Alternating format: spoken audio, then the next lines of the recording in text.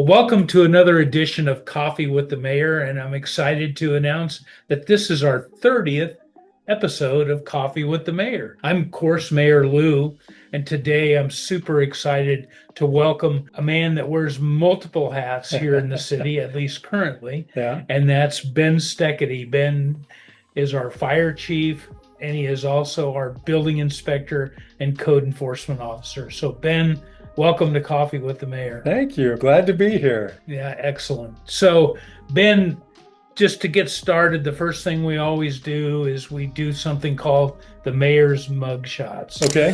Well, I started out drinking black coffee. I went to work with my dad at 15, and we would drive from Simi Valley into Beverly Hills, Okay. which is where my dad and mom worked. So we'd all four ride together in the car, and we always had black coffee Okay. before we went. And that's just what we drank at our house, black coffee, except my grandma who lived with us, Grandma Joe, she drank it with sweet and low and half. Man, to me, that was such a treat Yeah. to have some of Grandma Joe's coffee. Because Yeah, the black okay. coffee was like, when you're 15 years old, black coffee, Now that I can choose what There to you drink, go. I have my coffee sweetened and with creamer. Okay. Usually. Very So yeah, good. so that's what I'm having. Just a cup of coffee with sweetener and creamer. Okay, excellent. Yeah. Excellent. I started working, for my folks about the same age as well, Yeah. although it was here in Hillsboro and the commute wasn't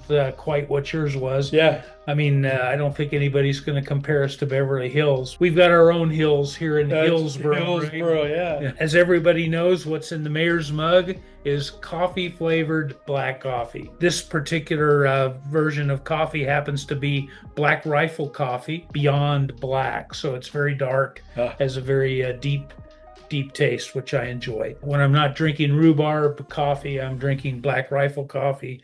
And I like it because it's a veteran-owned company. Sure. And good and stout. Yes, exactly. Yeah. Tell us a little bit about your background. Obviously, you mentioned California, Southern Yeah. California in particular. Yep. So tell us a little bit about yourself and how you found yourself and also your roles here in Hillsboro. Yeah. My family moved around a lot. I was born in Michigan, then we moved to Phoenix, and then into Southern California. And, life was good for a long time in California. I liked it there. And we lived in Simi Valley. And that's where I, went to high school, met my wife, got married. And, things were progressing along pretty well, But then, I started to run with a pretty rough crowd and found myself getting into some trouble, big trouble. And I wound up, getting arrested. Things had gotten so bad that it was my father-in-law, who him and his wife, Helen, had moved to Hillsboro. They then decided that they should move their daughter and grandchildren to Hillsboro, and Ben was not welcome. And that was the right thing to do. If you knew Bob Fenstermacher, you know how I knew Bob Fenstermacher and Helen and Yep. just wonderful people. Yeah, imagine being so bad that he gives up on you. That's how bad it was. Yeah. Anyway, paid my debt to society. Mary and I started writing letters back and forth, and we decided that we'd give it another try. So I came to Hillsboro. Bob took me aside and said, "You are going to get a job." I'm a journeyman plumber got licensed in Los Angeles. So we went to a couple of shops and landed at Jost Plumbing. And Matt Hebert took a chance on me. I told him exactly who I was. And the fact that the state of California had taken my driver's license, so I couldn't, I wasn't able to drive, so I just had to ride with him. So he basically hired me as a helper. He started introducing me to all of these people in Hillsboro and this whole way of life that I had never seen before.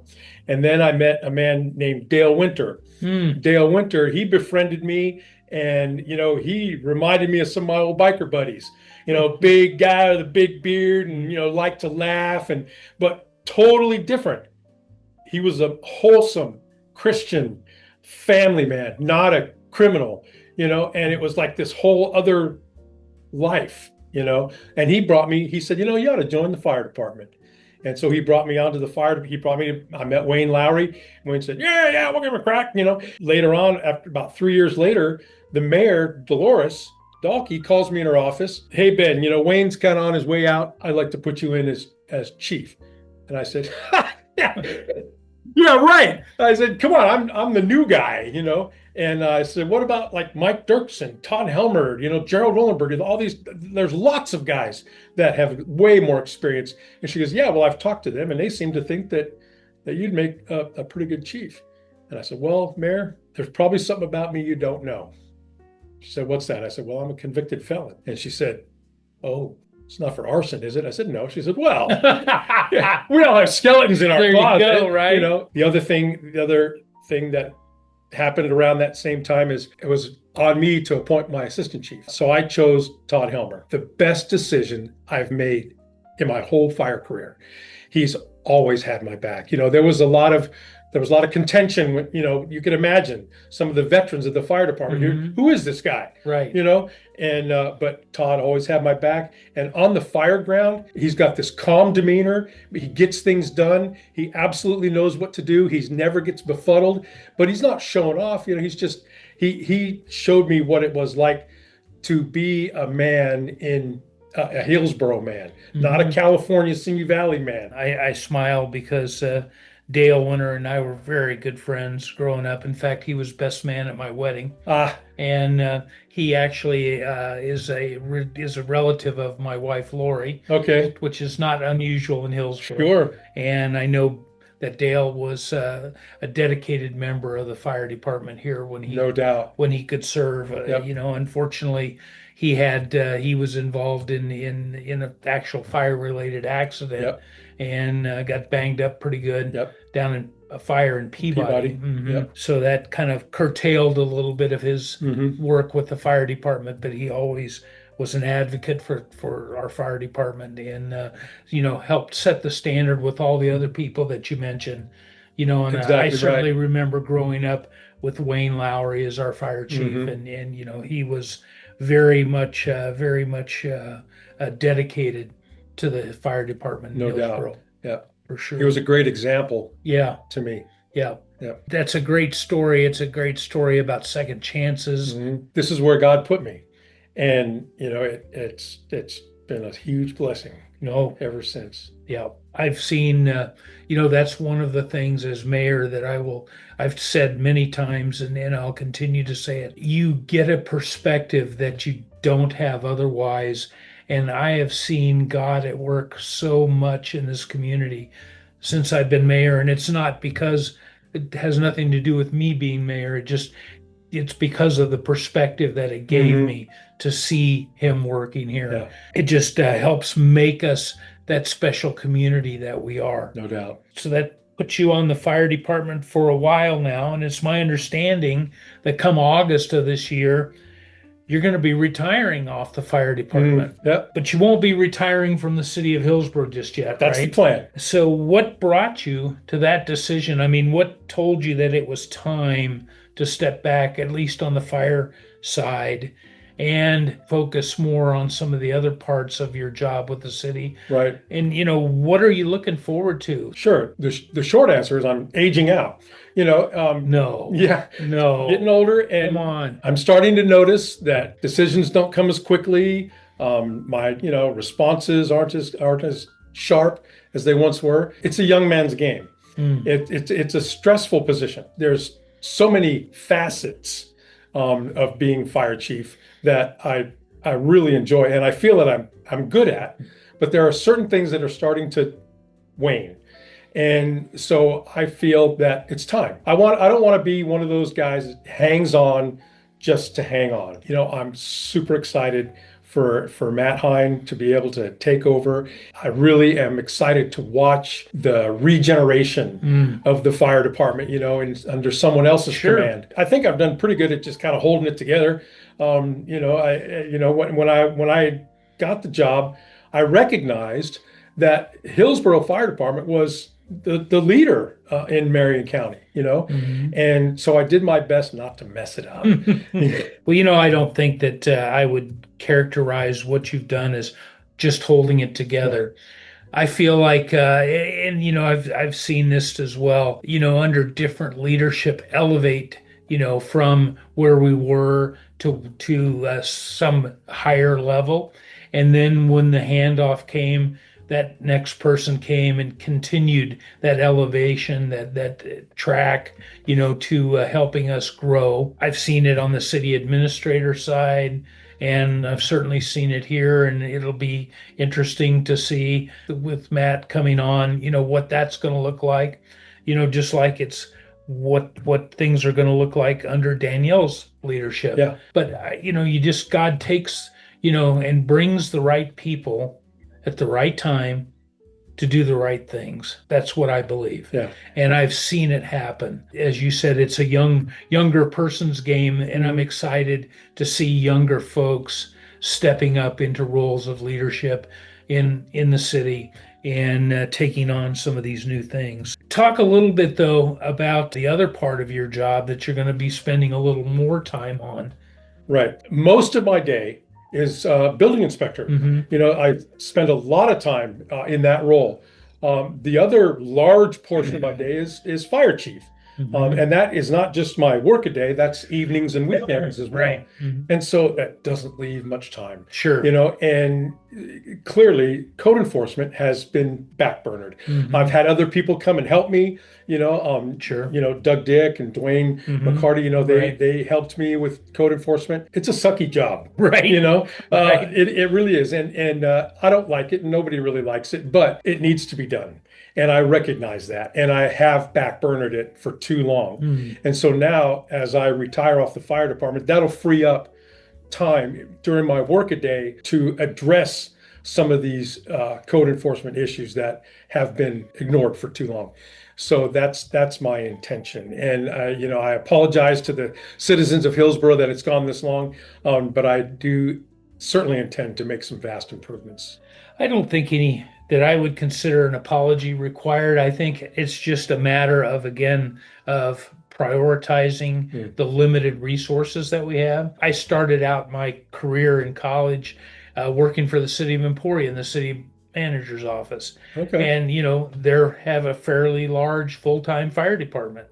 And they require multiple people. They had multiple stations, variety of roles, etc. Right. And the same was true for their code enforcement and building inspection processes as well. So, I understand, and when we're in Hillsboro, a town of less than 3,000 people, we have got to make choices. And sometimes those choices aren't the ones we would like to make, but they're the ones we have to make. Right. Sure. So, but part of our certainly part of our strategic plan has been housing, Hmm. and housing. You've mentioned, building inspection, and you've had a lot of new construction these last couple of years Oh yeah. to focus on, which has been great. Yeah. But at the same time, we have a lot of housing stock in Hillsboro that's not in the best shape. The plan, hopefully, as you move forward in this, is not in the form of punishment as much as it is for turning things around Hmm. and up getting the property owners to bring their property up to code, to make it habitable, to create additional housing opportunities in Hillsboro. Right. And we saw one of those, and kind of maybe the poster child for what we hope to accomplish there on West Grand. And we had a house that ended up being donated to the land bank. Uh-huh. And then we had an auction, and basically kind of a silent auction, auctioned it off. Gary McLeod got it, and then fixed the Yeah. problems that Yeah. were there, You brought it back to a livable condition. brought Yeah. it back to a habitable Hmm. house, and now it's functional, Right. functional as a home for somebody. Yeah. So, that really is the goal. And, Right. and as along with that, it's not just the structural safety, but it's also the visual component, Right. as well, trying to clean up the community. And I understand we've got a number of properties, a number of places that we need to work on. Pivoting back to fire, we've got a new project that's been a long time in the making. Yeah. Yeah. It's certainly been since I've been elected mayor, but our new fire station is one of our largest and most sorely needed capital improvement projects that we've got going right now. What has that meant to you to see that project develop especially as you prepare to step away from the fire department. Yeah, it's great. I'm really excited to see it happen, and thank you, Lou, for really being the driving force behind getting this project off the ground. I'm super grateful to you. I had said that I wasn't going to retire until the station was built. That was my timeline for retirement. Sure. I started thinking about that, and I realized that that was selfish of me. It's not going to be my station. It's going to be the next guy's station, in this case, Matt. And so what really needs to happen is I need to bring Matt in and get him involved. It's going to be his station, and then, the future fire department station, not the past fire department station. So I changed my focus then. I said, I should retire earlier than that. So I thought 25 years was a pretty good run. So I decided that August 17th would be my retirement date, and that is before the construction of the fire station. But I mean, I've still been involved in its design, and Right. and I will be involved in its construction as the building inspector. Right. And of course, I'll give my opinion when it's welcome. I know you will. Well, you'll give your opinion, and you'll do your job just like you always do. Yeah. I recognize that that also puts you in a position sometimes of being opposed to those that, well, come on, let's just do this. I mean, we don't really need that. And, it's hard to step back and say, no, this is what the code says. This is what we need to do. This is how it needs to happen. And I appreciate that you are willing to stick to your guns. I mean, again, in smaller communities, there has to be some compromise, but unfortunately, our history says that in the past, when we've compromised in these areas, not only in buildings and being constructed, but in civil engineering things like water lines and sewer lines and streets and some of those things where we've made compromises, we've had to pay for it later. And I would much rather pay now than pay for it later when it becomes even more expensive and more critical, than just do it right the first time. Sure. Yeah. So I appreciate your willingness to do that, and I know that that always doesn't always put you in favor of those that are building homes. So I've got a construction background, and like I said, I got my journeyman's license in Los Angeles. There is a very strict code enforcement inspection in Los Angeles. Right. It has to be done. Right. You got to get a permit. It's got to be. They're going to come and inspect. And so, as I worked with my dad and my brother, we just always had a code book in the truck with us. If there was ever a question as to how this is to be done, we'd look in the code book and see how it was to be done. And that way we knew we were right. And if the inspector came and said, no, this isn't right, we would say, I think let's check the code and see what it says. And sometimes we would win that argument. Not always, but sometimes. We know why we need code enforcement. Right. It's to help the entire community. And when I think, there's always a balance between the rights of the individual and the rights of the collective, everybody that lives here, right? Right. And so, that's sometimes a balancing act, and sometimes that becomes political in nature. I know that when you have conversations with people, I don't believe that you're coming at them and as my dad used to say it, reading them the riot act. So talk about how you approach people when you're dealing with code enforcement in particular. Okay, everyone's dealing with something.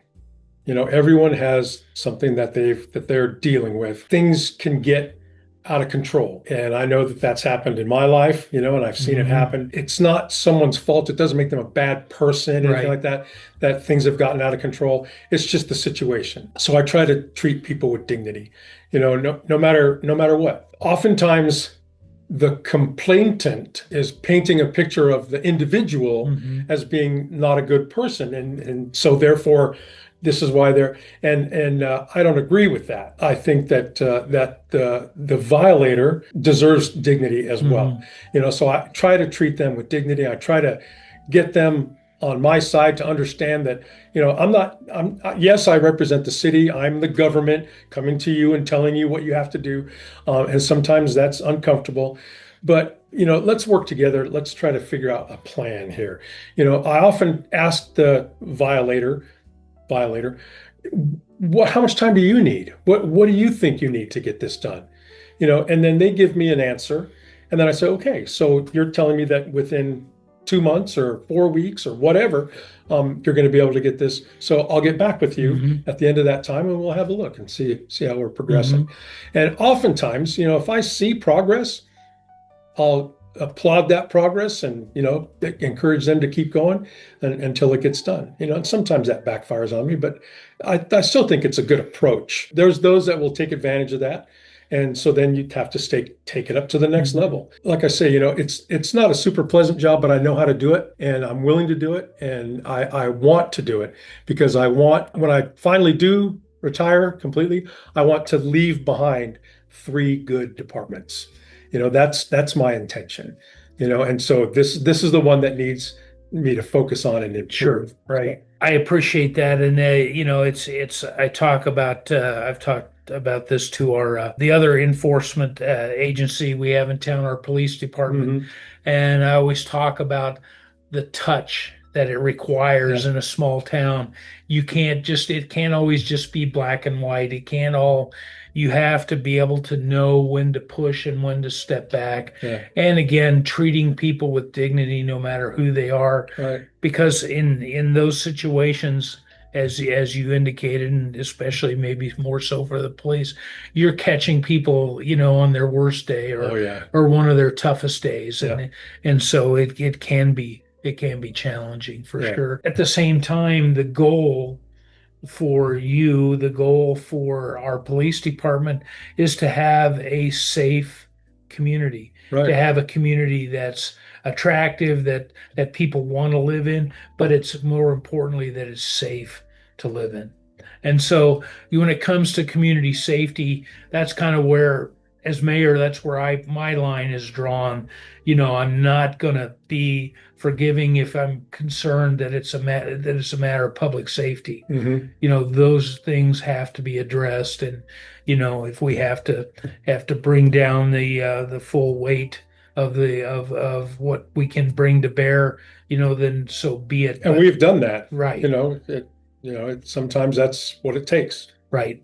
And that's unfortunate, and that's never the first step. But at Right. the same time, we have got to protect, we have a responsibility to protect everybody, not just one person. Exactly right. Right. What are some parting wisdom that you would share to the Matts or the Danielles or other young people that will step into these roles in the future? Do you have some wisdom for those folks? Yeah, it never hurts to smile and say good morning, even if it's raining. Yeah.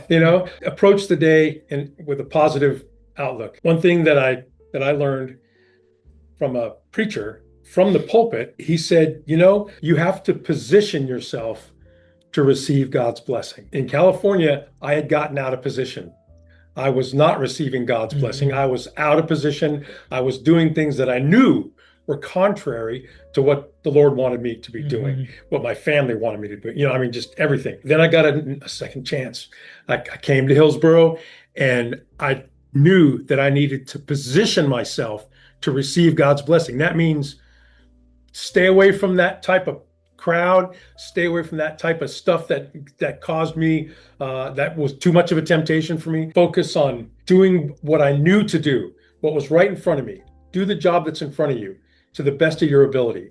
And that's how you position yourself to Mhm. receive God's blessing. I just look at my life and the way that God has brought me to Hillsboro and healed me and healed my family. It was a disaster. Mm. My family, we were in critical disaster mode. And somehow, you know, this little blip on the map, Hillsboro, Kansas, God said, that's where I'm putting you. So I said, okay. And I positioned myself in Hillsboro to receive his blessing. Yeah, I agree with you. And you mentioned your father-in-law again, and it just brought back a very powerful memory for me. About 15 years ago, my wife got pulmonary embolisms and almost died. Mhm. And she was in the critical care at Wesley. And I was with her in the room, and she got visitors, and it was Bob and Helen, and they came and sang to her. Yeah. Yeah. And I'll never forget that. To my dying day, I'll never forget that. Yeah. And that meant a lot. They didn't have to use words. They used music, and it showed how much they cared. Yeah. He saved my life. Yep. Well, it's time to play a Cali game. Cali always has a little something extra for us in these with coffee with the mayor, and lately we've been relying pretty heavily on hot takes, Okay. and today's going to be no exception. We're All going right. to do a hot take, and It's then like a fortune cookie. yeah, or- it's kind of like that, and then you're going to read it, and then you're going to respond. What's your go-to comfort food? Okay, Got to be ice cream. ice cream. Got to be ice cream. Yeah. Ice cream. I mean, it's not good for me, No. but yeah, love it. Yeah. Yeah. Is there a particular flavor of ice cream? Vanilla. Vanilla? Okay. Yeah, I'm a vanilla guy. All right. But I oftentimes cut up fruit Okay. and put fruit on the ice cream. All right. Bananas, cherries, peaches, stuff like that. I'll cut that up and put it on my ice cream. Of course, Hillsboro, we used to have our own ice cream manufacturing right here in We Hillsboro. did. Yeah, the Baskin Baskin Robbins. Robbins was manufactured Yep. right down the street. That was still happening when I first got Yeah. here. Well, it's my turn. I'm going to take a hot take Okay. now. Okay. Well, this was very appropriate, knowing that I'm a bit of a bookworm. And so mine is, what's a book that you believe everyone should read at least once? And I'm just gonna go out there and say I think everybody should read the Bible Mm. at least once. Seriously, everybody should read the Bible.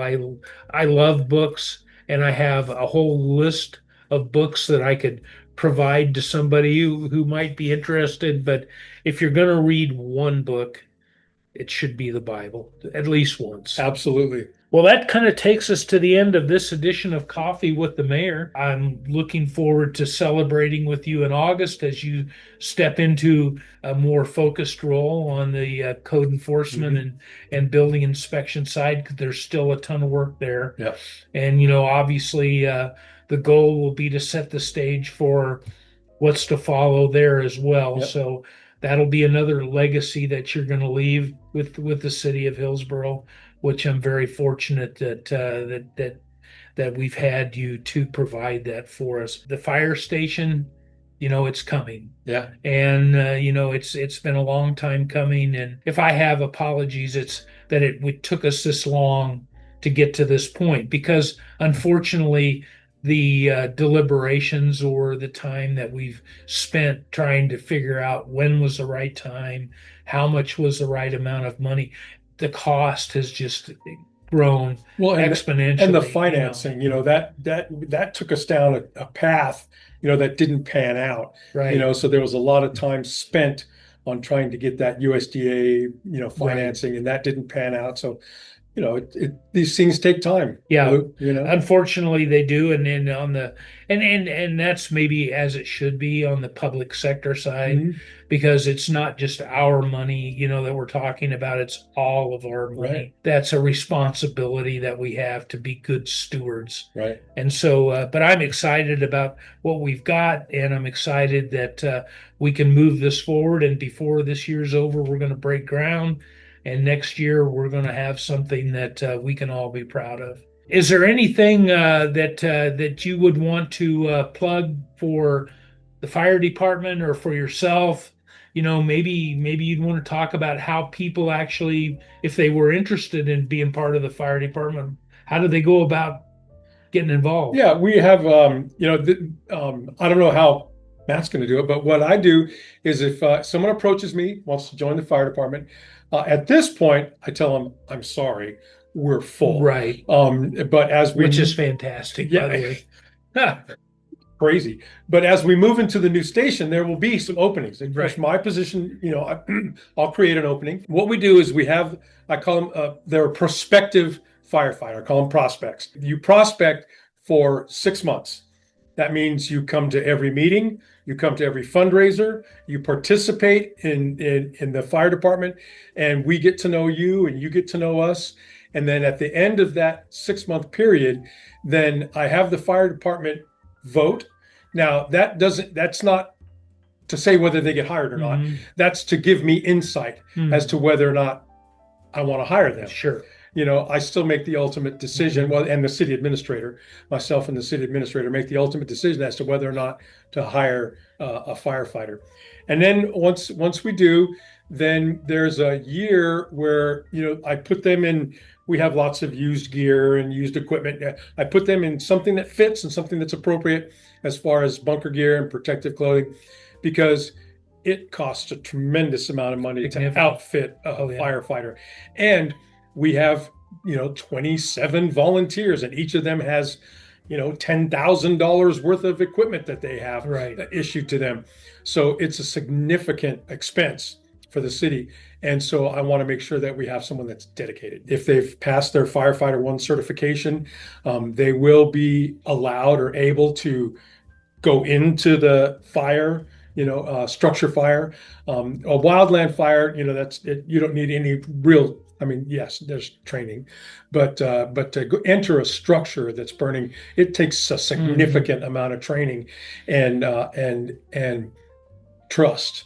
Your team, the team that's going in there with you, needs to be able to trust you, and you need to be able to trust them. Right. So there's a lot of training and just getting to know the person, going through it.